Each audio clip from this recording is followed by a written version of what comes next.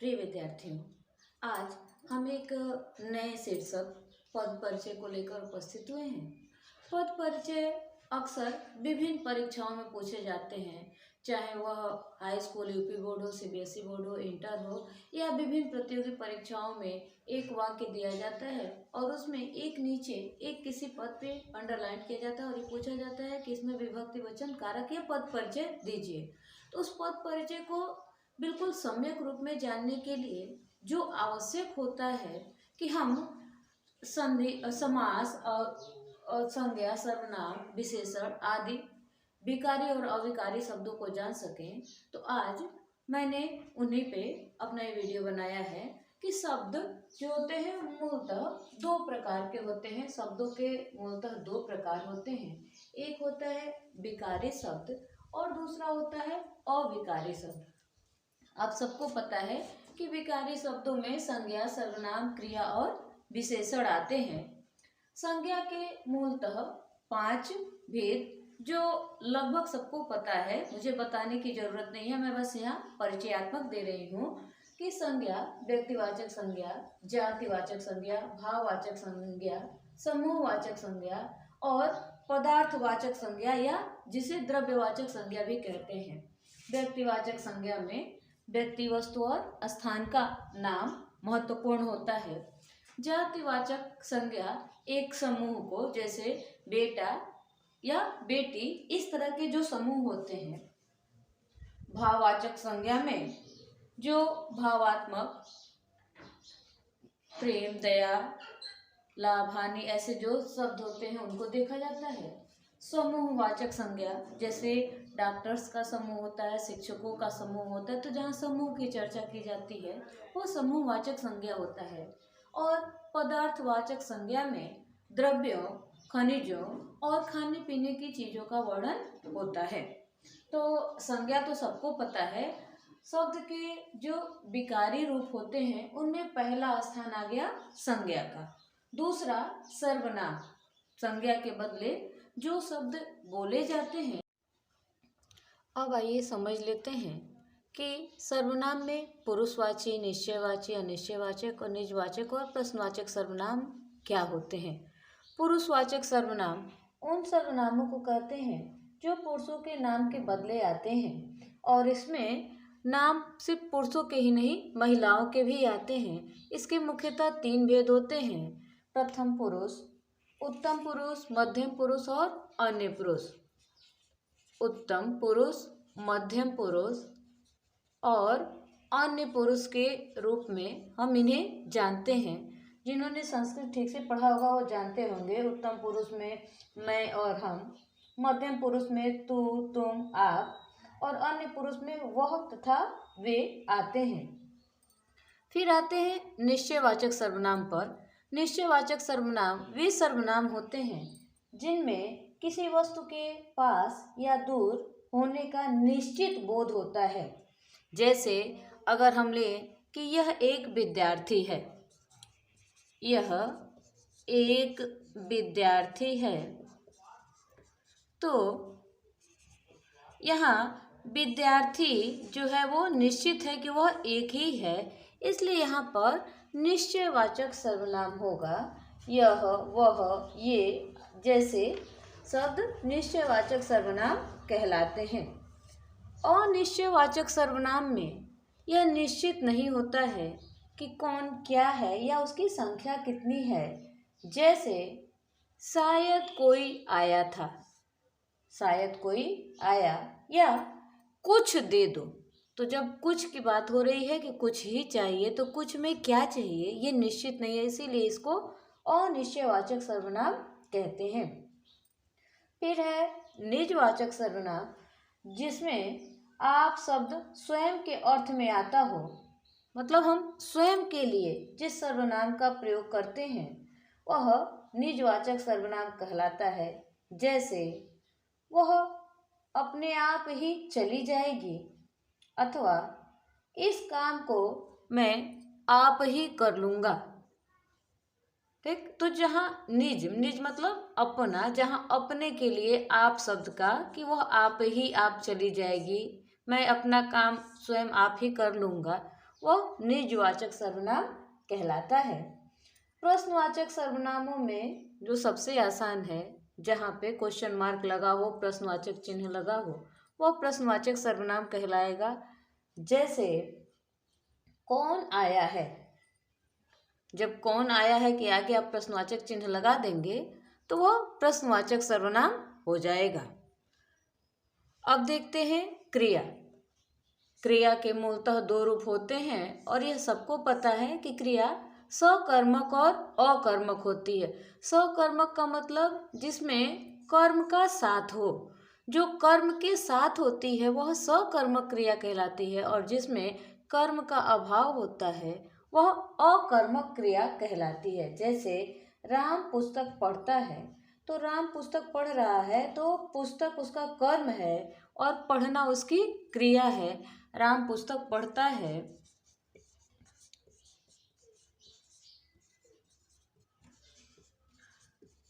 तो पुस्तक इसका यहाँ कर्म हो गया और पढ़ना हो गया क्रिया। तो जो क्रिया कर्म के साथ होती है उसको सकर्मक क्रिया कहते हैं। और अब ठीक वैसे ही जैसे आपने सकर्मक का अर्थ निकाला कि जिस क्रिया में कर्म का अभाव होता है वह अकर्मक क्रिया कहलाती है।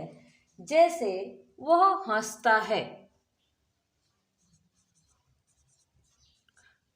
वह हंसता है, तो हंसना तो आपकी क्रिया हो गई, लेकिन यहाँ कर्म का अभाव है, तो जहाँ कर्म नहीं है सिर्फ क्रिया है तो वह अकर्मक क्रिया कहलाती है। विकारी शब्दों का चौथा भाग है विशेषण का। विशेषण जो 4 प्रकार के हैं। पहला है गुणवाचक। गुणवाचक विशेषण में गुण, दोष, रंग आदि की चर्चा की जाती है, जहाँ पर अच्छाई, बुराई, सुंदरता, बुरा, दोष, गोरा, काला, छोटा, बड़ा, मोटा आदि की चर्चा की जाती है। अर्थात जिससे गुण, दोष, रंग आदि कुछ भी पता चलता है वहाँ गुणवाचक विशेषण होता है। दूसरा है संख्यावाचक विशेषण। संख्यावाची विशेषण भी 2 प्रकार के होते हैं, निश्चयवाचक और अनिश्चयवाचक। निश्चयवाचक संख्यावाची विशेषण में विशेषणों की संख्या निश्चित होती है, जैसे 2 रोटी, 4 लड़के, 8 गांव, 7 ऋषि। ऐसे जहाँ संख्या निश्चित होती है वह संख्यावाचक मतलब निश्चयवाचक संख्यावाचक विशेषण कहलाता है। और अनिश्चयवाचक संख्यावाचक विशेषणों में 2, 4 आदि के स्थान पे कुछ का प्रयोग किया जाता है या बहुत का। जैसे कुछ लड़के, बहुत लोग, बहुत सारे गांव, इस तरह के जहाँ भाव आते हैं वह अनिश्चयवाचक संख्यावाचक विशेषण होता है। और जैसे संख्यावाचक विशेषण के 2 भेद थे, निश्चय और अनिश्चयवाचक, उसी तरह से परिमाणवाचक के भी 2 भेद होते हैं, निश्चयवाचक और अनिश्चयवाचक। क्योंकि परिमाण का मतलब होता है मात्रा। तो जहाँ मात्रा की बात की जाए वहाँ मात्रा 2, 4, 10 स्थिर होता है तो निश्चयवाचक होता है, और अस्थिर हो, कुछ हो, थोड़ा हो, ज़्यादा हो तो अनिश्चयवाची हो जाता है। जैसे 5 किलो दूध, 7 लीटर, 2 मीटर, और अनिश्चय में थोड़ा, ज़्यादा, कम, अधिक। अब आते हैं सार्वनामिक या सांकेतिक विशेषणों पर। सार्वनामिक विशेषण या सांकेतिक विशेषणों में विशेषण की विशेषता बताने वाला जो होता है उसी को कहते हैं। जैसे यह लड़का, वह लड़की, मेरा भाई इत्यादि। यहाँ मैं एक उदाहरण लेकर के आपको समझाती हूँ। जैसे एक उदाहरण है, वह ईमानदार है। ठीक, तो ईमानदारी उसकी विशेषता हुई। ईमानदारी जो है वह उसकी विशेषता है। और अगर इसी के पहले हम लगा दें बहुत, तो ये जो ईमानदारी थी, जो इसकी विशेषता थी, वह और अधिक बढ़ जाएगी, जिसको हम कहेंगे प्रविशेषण। तो प्रविशेषण अर्थात यह जो ईमानदारी है वो बहुत ईमानदार है। तो जब प्रविशेषण इसका लग गया तो प्रविशेषण ही सार्वनामिक या संकेतवाचक कहलाता है। तो इस तरह के शब्द जहाँ आते हैं उन्हें हम सार्वनामिक विशेषण कहते हैं। उम्मीद है शब्दों का जो पहला भेद है विकारी, वह आपकी समझ में आ गया होगा। और अब इसमें एक बार फिर देख लीजिए, विकारी शब्दों में संज्ञा, सर्वनाम, क्रिया और विशेषण, और इन सब के गुण दोष और मैंने चिन्ह आपको बता दिए। अब चलते हैं अविकारी शब्दों। आइए अब समझ लेते हैं अविकारी शब्दों को। अविकारी शब्दों में क्रिया विशेषण, विस्मयादि बोधक, संबंध बोधक और समुच्चय बोधक शब्द आते हैं। क्रिया विशेषण के भी मुख्यतः कुछ भाग होते हैं, जैसे होता है रीतिवाचक क्रिया विशेषण। रीतिवाचक क्रिया विशेषण में जो घटनाएं होती हैं, रीतियां, जैसे अचानक, तेज, जल्दी, शीघ्रता से, धीरे धीरे, जल्दी जल्दी, इस तरह के जो शब्द होते हैं वे रीतिवाचक कहलाते हैं।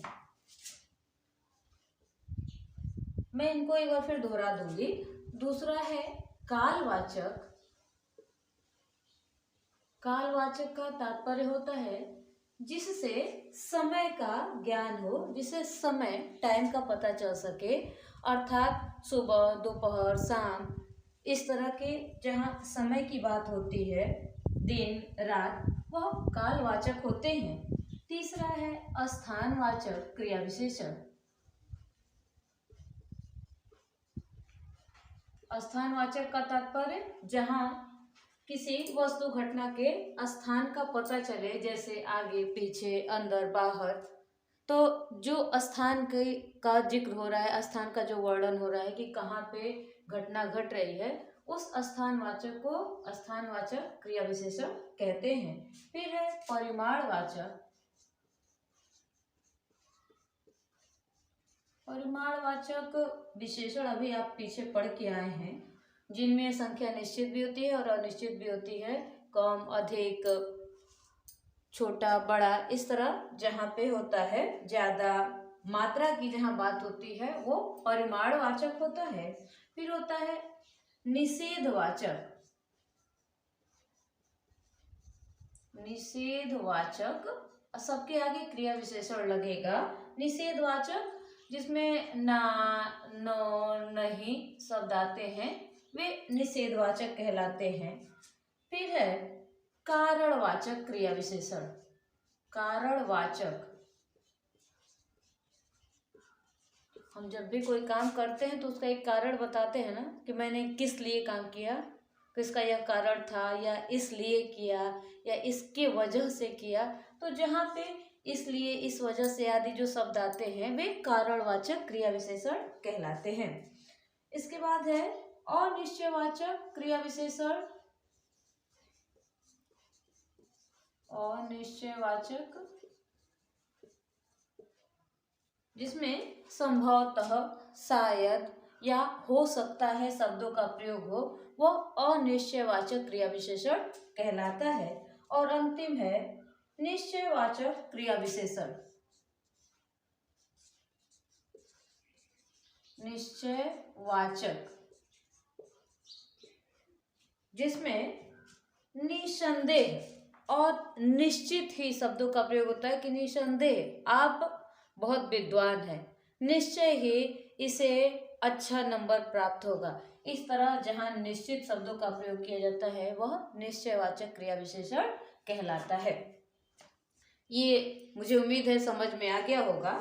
आगे देखते हैं विस्मयादि बोधक जो अविकारी शब्द होते हैं। एक शब्द पे चर्चा नहीं हो पाई कि अविकारी शब्द वे शब्द होते हैं जिनमें संज्ञा, सर्वनाम, लिंग, वचन, कारक आदि के कारण कोई विकार उत्पन्न नहीं होता है, और इनमें कहीं भी जहाँ भी आप प्रयोग करेंगे उसमें कहीं कोई परिवर्तन नहीं होता है, इसमें कोई विकार नहीं आएगा, उसका रूप नहीं बदलेगा, इसीलिए इसे अविकारी शब्द भी कहा जाता है। विस्मयादि बोधक शब्दों में जो 6 प्रकार के होते हैं, पहला होता है शोक, जिससे शोक के भाव प्रकट होते हैं, जैसे आह या हाय। ठीक, फिर होता है हर्ष, जब कहते हैं ना कि वाह, शाबाश, जैसे जो शब्द आते हैं वे हर्ष प्रकट करने वाले होते हैं। फिर स्वीकारात्मक होते हैं,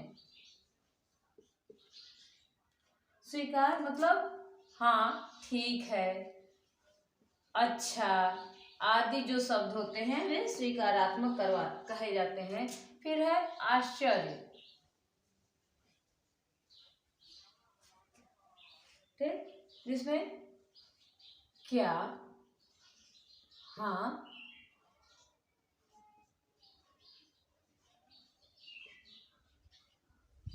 आदि जो शब्द आते हैं, ओहो, ऐसे जिन शब्दों का प्रयोग हम करते हैं वे आश्चर्य बोधक, विस्मयादि बोधक होते हैं। फिर होता है घृणा बोधक, जब हम कहीं गंदगी देखते हैं तो पहला क्या करते हैं, अपनी नाक पे उंगली ले जाते हैं, कहते हैं ना छी कितनी गंदगी है। तो जहाँ से घृणा बोधक, तो सबसे प्रसिद्ध शब्द ही है इसका छी छी, ये घृणा बोधक विस्मयादि बोधक होता है। अभी तक आप ये जानते थे कि विस्मयादि बोधक जो आश्चर्य प्रकट करता है, लेकिन विस्मयादि बोधक के भी इतने प्रकार होते हैं और सब में आपका ये जो चिन्ह होता है इसका वो लगा होता है। और इसका अंतिम है संबोधन,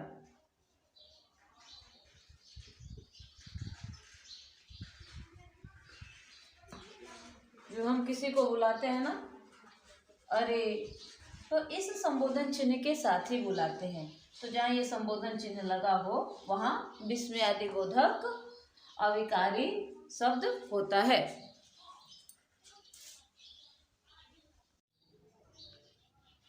संबंध बोधक अविकारी शब्दों में कुछ शब्दों का प्रयोग किया जाता है, आगे पीछे,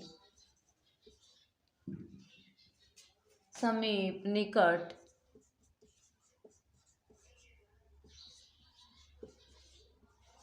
ऐसे बहुत से शब्द होते हैं। ऐसा नहीं है कि जितना लिख रहे हैं बस उतना ही है। आमने सामने, भीतर, बाहर, ये सारे शब्द, जैसे वह मेरे आगे चल रहा है, तो जो वह है वो किसी के आगे चल रहा है, या मेरे पीछे,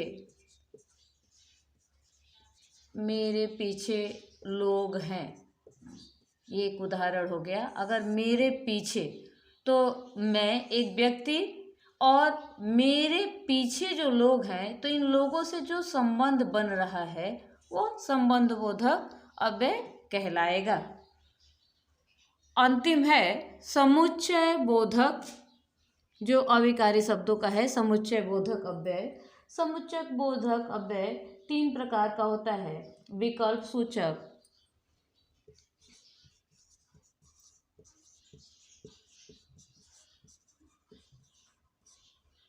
जैसे नहीं तो, वरना, या तो, जहाँ पे हम किसी विकल्प को तलाशते हैं,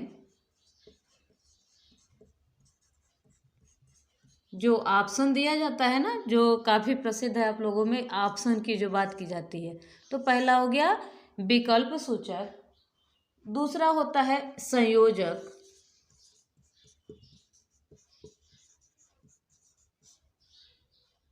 जिसमें एवं, तथा,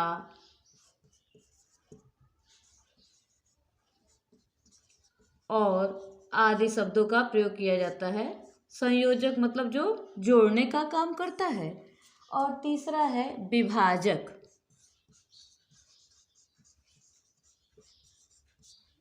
विभाजक अर्थात किंतु, परंतु, लेकिन।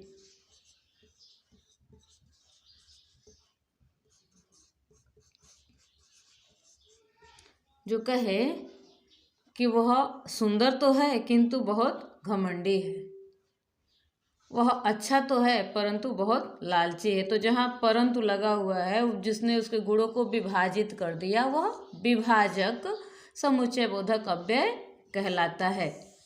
तो उम्मीद है अविकारी शब्दों के जो भेद यहाँ बताए गए वे सभी आपको समझ में आ गए होंगे। एक बार फिर देख लीजिए। अविकारी शब्दों के मुख्यतः 4 भेद हैं: क्रिया विशेषण, विस्मयादि बोधक, संबंध बोधक और समुच्चय बोधक। तो ये जो 4 भेद हो गए, क्रिया विशेषण, विस्मयादि बोधक, संबंध बोधक और समुच्चय बोधक, और इनके पुनः जो भेद किए गए, क्रिया विशेषण के भेद हैं रीतिवाचक, कालवाचक, स्थानवाचक, परिमाणवाचक, निषेधवाचक, कारणवाचक और निश्चयवाचक तथा निश्चयवाचक। ठीक इसी प्रकार विस्मयादि बोधक अव्यय के भेद हैं शोक, हर्ष, स्वीकार, आश्चर्य, घृणा बोधक और संबोधन। संबंध बोधक में कुछ शब्दों का प्रयोग किया गया जो संबंधों को बताते हैं, आगे पीछे, समीप, निकट आदि।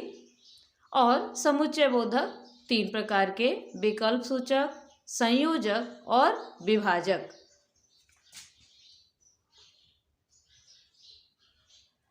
तो यह आपकी समझ में आ गया होगा कि शब्दों के जो 2 भेद होते हैं, विकारी और अविकारी, इनमें जो कुछ बच गया है, जैसे संज्ञा के विकार बचे हुए हैं, उनको अगले वीडियो में बताया जाएगा। धन्यवाद।